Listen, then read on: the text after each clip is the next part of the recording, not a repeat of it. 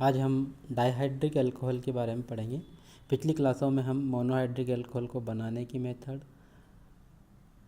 उसकी physical and chemical property, उसका inter conversion आदि देख चुके हैं। डाइहाइड्रिक अल्कोहल ऐसे ऑर्गेनिक कंपाउंड जिनमें दो हाइड्रोक्सी समूह उपस्थित होते हैं डाइहाइड्रिक अल्कोहल कहलाते हैं, या जनरली इनको ग्लाइकोल कहा जाता है। हाइड्रोक्सिल समूह की प्रेजेंस या पोजीशन के आधार पर इनको 1,2 डाइहाइड्रिक या 1,3 डाइहाइड्रिक अल्कोहलों में डिवाइड कर सकते हैं। 1,1 डाइहाइड्रिक अल्कोहल जनरली अनस्टेबल होते हैं क्योंकि ये वाटर मॉलिक्यूल को रिमूव करके अधिक स्थायी कार्बोनिल कंपाउंड बना लेते हैं। नामकरण की बात करें तो नामकरण की सामान्यतः इनकी दो विधियां होती है। एक सामान्य पद्धति होती है और दूसरी IUPAC पद्धति होती है। हम सब जानते हैं जो सामान्य पद्धति है इसमें एल्फा ग्लाइकोल का नामकरण उस एल्किन के आधार पर होता है जिस एल्किन के हाइड्रोक्सिलीकरण द्वारा ये बनते हैं। जिस एल्किन के द्वारा डाइऑल बनाए जाते हैं उसी एल्किन के आधार पर इसका नामकरण किया जाता है। उदाहरण के तौर पे एथिलीन के अगर हाइड्रोक्सिलेशन से ग्लाइकोल बनता है तो वो एथिलीन ग्लाइकोल कहलाएगा। प्रोपिलेन के हाइड्रोक्सिलेशन से बनेगा तो वो प्रोपिलीन ग्लाइकोल कहलाएगा। ब्यूटीन के हाइड्रोक्सिलेशन से बनेगा तो वो ब्यूटिलीन ग्लाइकोल कहलाएगा। ट्राईमेथिलीन ग्लाइकोल कहलाएगा टेट्रामेथिलीन ग्लाइकोल। इस टाइप के यहाँ पे उदाहरण दे सके हैं, हम समझ सकते हैं। ठीक है। सेकंड जो पद्धति आती है IUPAC पद्धति। इस पद्धति में हाइड्रोक्सी जो ग्रुप है उनको नंबरिंग दी जाती है और नंबरिंग के बेसिस पे उनकी नाम लिखते समय उनकी पोजीशन शो की जाती है। जैसे पहला एग्जांपल है 1,2 या इथेन 1,2 डाइऑल।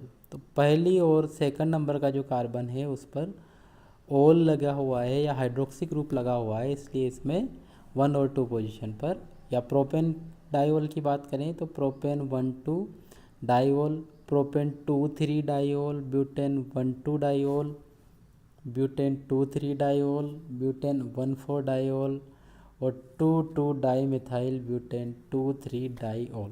जो पिनेकोल जिसका जनरल नेम होता है उस ऐसा अपन इसका IUPAC नामकरण कर सकते हैं। सिंपल है क्योंकि दो हाइड्रोक्सी ग्रुप है तो डाई लगाना है और उनकी पोजीशन लिखनी है कि वो 1,2 पोजीशन पे है या 1,3 पर है या 1,4 पर है। कौन सी पोजीशन पर वो दोनों हाइड्रोक्सी ग्रुप लगे हुए हैं उनकी पोजीशन को शो करना होता है। बनाने की मेथड ऑफ प्रिपरेशन की बात करें तो एथिलीन ग्लाइकोल या जो ग्लाइकोल टाइप के जो कंपाउंड होते हैं या डाइऑल जो होते हैं इनको बनाने के लिए सबसे पहली जो मेथड है वो एल्किनों के हाइड्रोक्सिलीकरण द्वारा एल्किन का हाइड्रोक्सिलीकरण किया जाता है। KMnO4 और बेसिक मीडिया में जब KMnO4 किसी भी एल्किन से रिएक्शन करता है तो 1,2 डाइऑल बनाता है। KMnO4 की जगह ऑस्मियम टेट्राऑक्साइड भी हम काम में ले सकते हैं। ऑस्मियम टेट्राऑक्साइड पहले मध्यवर्ती ऑस्मिक एस्टर बनाता है जिसका हाइड्रोलिसिस होकर सिस डाइऑल बनता है। और किसी तरह से क्षारीय KMnO4 भी एक इंटरमीडिएट साइक्लिक कंपाउंड बनाकर सिस डाइऑल बनाता है। तो एल्किन से हम क्षारीय KMnO4 या ऑस्मियम टेट्राऑक्साइड दोनों की सहायता से 1,2 सिस डाइऑल बना सकते हैं। ट्रांस डाइऑल बनाने के लिए पहले इसका एपॉक्सीडेशन करवाना पड़ेगा। एपॉक्सीडेशन पर एसिड की प्रेजेंस में होता है या फिर उस पर एसिड की जगह हम लोग हाइड्रोजन पेरोक्साइड और सिंपल फॉर्मिक एसिड और वाटर की प्रेजेंस में भी करवा सकते हैं, जिससे ट्रांस डायोल प्राप्त होता है। सेकंड मेथड आती है एथिलीन क्लोरोहाइड्रिन से। जब एल्कीन या एथीन की अभिक्रिया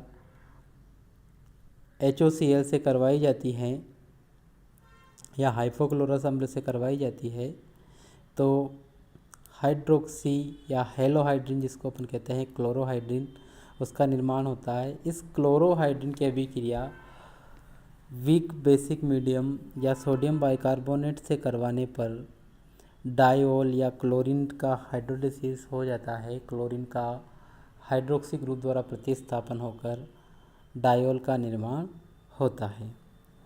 थर्ड मेथड एथिलीन डाइब्रोमाइड से। एथिलीन डाइब्रोमाइड का सोडियम बाइकार्बोनेट द्वारा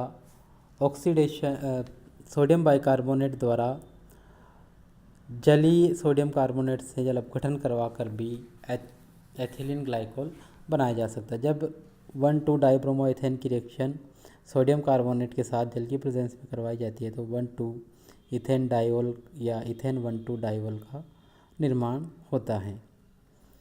इसी प्रकार फोर्थ जो इसकी मेथड है वो है एथिलीन ऑक्साइड से, या इसी को औद्योगिक मेथड भी कहते हैं। एथिलीन ऑक्साइड को प्राप्त करने के लिए एथिलीन और वायु के मिश्रण को उच्च दाब पर 200 से 400 डिग्री सेंटीग्रेड ताप पर सिल्वर उत्प्रेरक या सिल्वर की नली में से प्रवाहित किया जाता है, जिससे एथिलीन ऑक्साइड का निर्माण होता है।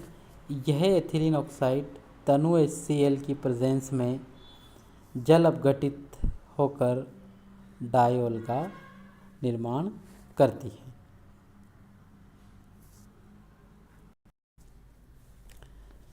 भौतिक गुण। ग्लाइकोल एक रंगहीन, विस्कोसी, हल्का व मीठा द्रव है। विस्कोसी यानी कि गाढ़ा, हल्का व मीठा द्रव होता है। इसका क्वथनांक, इसका बॉइलिंग पॉइंट जो होता है वो 197 डिग्री सेंटीग्रेड होता है। यह जल एवं इथेनॉल में विलय तथा ईथर में अविलय होता है। यह विलायक तथा प्रतिहिमकर्मक एजेंट के रूप में काम आता है, या प्रतिहिमकर्मक के रूप में काम आता है। Anti freezing agent, anti freezing ऐसे कंपाउंड जो किसी चीज़ को जमने नहीं देते हैं, ऐसे एजेंट के रूप में ये काम आता है। इसकी जो केमिकल रिएक्शन होती है, जनरल केमिकल रिएक्शन, पहली जो होती है इसकी सोडियम से अभिक्रिया। जब ग्लाइकोल 50 डिग्री पर सोडियम के साथ रिएक्शन करता है तो मोनोसोडियम लवण बनाता है, लेकिन जब टेम्परेचर 160 डिग्री सेंटीग्रेड हो तो यह डाइसोडियम लवण बना लेता है। 50 डिग्री पर ये मोनोसोडियम सॉल्ट देगा और 160 डिग्री पर ये डाइसोडियम ग्लाइकोलेट बनाता है। हाइड्रोजन क्लोराइड गैस के साथ अभिक्रिया करके एथिलीन क्लोरोहाइड्रिन बनाता है। 160 डिग्री पर पहले इसका एक ही OH इसके साथ रिएक्शन करेगा, उसके बाद इसके दोनों हाइड्रोक्सी ग्रुप इसके साथ रिएक्शन कर लेंगे 200 डिग्री सेंटीग्रेड टेम्परेचर पर। थर्ड, फास्फोरस हैलाइड के साथ PCl5 और PCl3 के साथ रिएक्शन करके एथिलीन ग्लाइकोल 1,2 डाइक्लोरोइथेन बनाते हैं।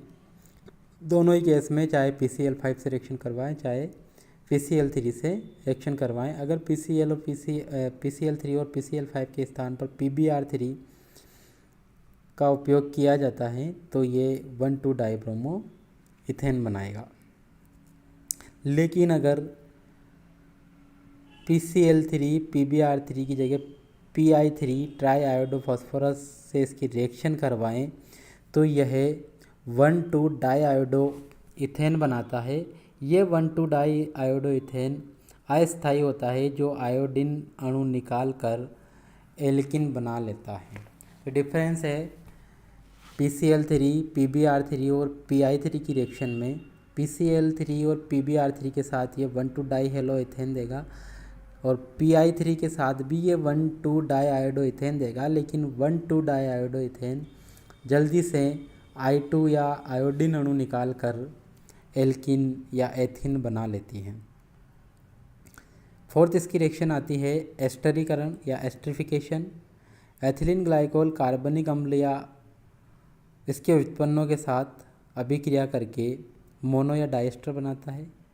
जब एसिटिक अम्ल से इसकी रिएक्शन करवाई जाती है एथिलीन ग्लाइकोल की H2SO4 में, तो ये ग्लाइकोल डाइएसिटेट बनाता है।